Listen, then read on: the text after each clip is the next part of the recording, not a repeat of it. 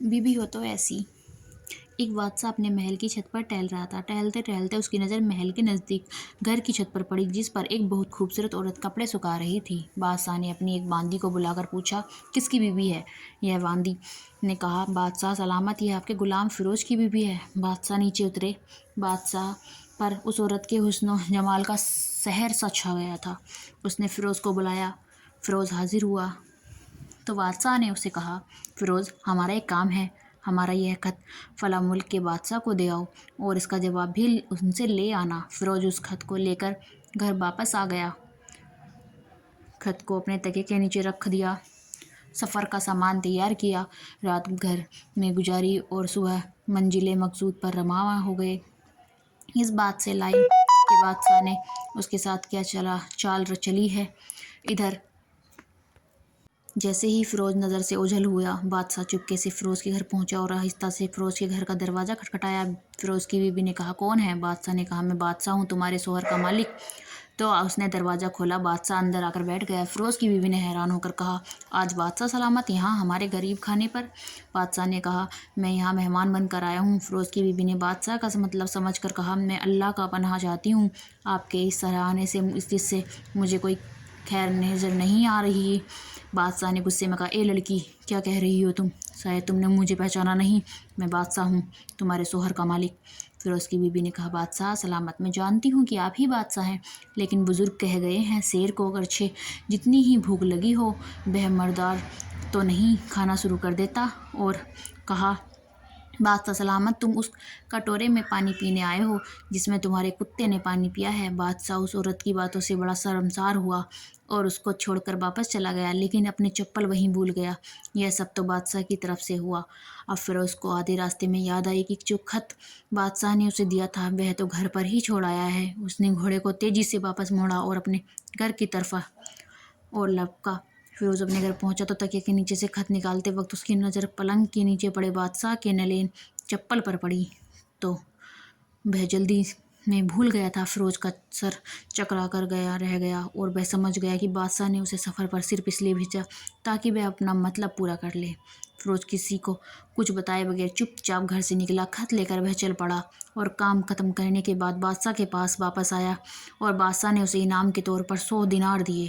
فیروز دینار لے کر بازار گیا، عورت کے استعمال کے قیمتی کپڑے اور کچھ تحائف بھی خرید لیے۔ گھر پہنچ کر بیوی کو سلام کیا اور کہا، چلو تمہارے میکے چلتے ہیں۔ بیوی نے پوچھا، یہ کیا ہے؟ کہاں بادشاہ نے انعام دیا ہے اور میں چاہتا ہوں کہ تم یہاں پہن کر اپنے گھر والوں کو بھی دکھاؤ۔ بیوی، جیسے ہی آپ چاہو۔ بیوی تیار ہوئی اور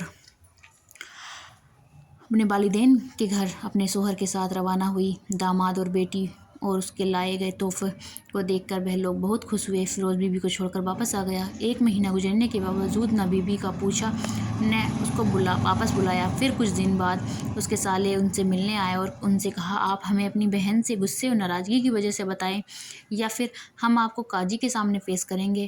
تو اس نے کہا، اگر تم چاہو تو کر لو، لیکن میرے ذمے اس کا کوئی حق باقی نہیں جو میں نے ادا نہ کیا ہو۔ وہ لوگ اپنا کیس قاضی کے پاس لے گئے تو قاضی نے فیروز کو بلایا۔ قاضی اس وقت بادشاہ کے پاس بیٹھا ہوا تھا۔ لڑکی کے بھائیوں نے کہا، اللہ بادشاہ سلامت اور قاضی صاحب کو صحیح سلامت رکھے۔ قاضی صاحب، ہم نے ایک سرسبز باغ، درخت پھلوں سے بھرے ہوئے اور ساتھ میں میٹھے پانی کا کنواں اس شخص کے حوالے میں دیا تھا، جو اس شخص نے ہمارا باغ اجاڑ دیا، سارے پھل کھا لیے، درخت کاٹ لیے اور کنویں کو خراب کر کے بند کر دیا۔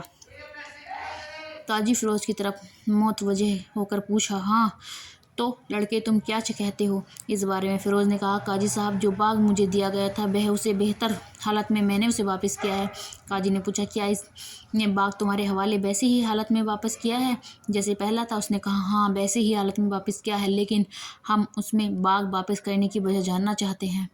قاضی نے کہا، ہاں فیروز، تم اس بارے میں کہاں کہنا چاہتے ہو؟ فیروز نے کہا، قاضی صاحب، میں باغ کس بغض یا نفرت کی وجہ سے نہیں چھوڑا، بلکہ اس لیے چھوڑا کہ ایک دن جب میں باغ میں آیا تو اس میں نے شیر کے پنجوں کے نشان دیکھے تو مجھے خوف ہوا کہ شیر مجھے کھا جائے گا، اس لیے شیر کے اکرام کی وجہ سے میں نے باغ میں جانا بند کیا۔